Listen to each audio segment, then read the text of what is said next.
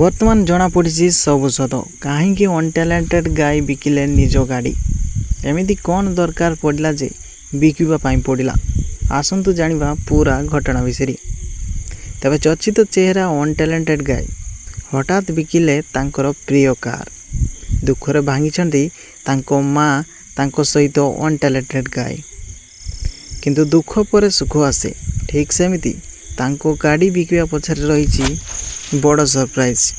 तेबे से खूब शीघ्र नुआ गाड़ी नापी जाउछंती बोली सूचना मिली।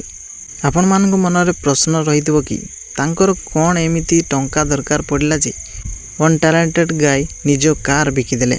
किंतु आपण मानक कहि रखिबो कि खूब शीघ्र किनिबा पई जाउछंती तांकर नुआ गाड़ी।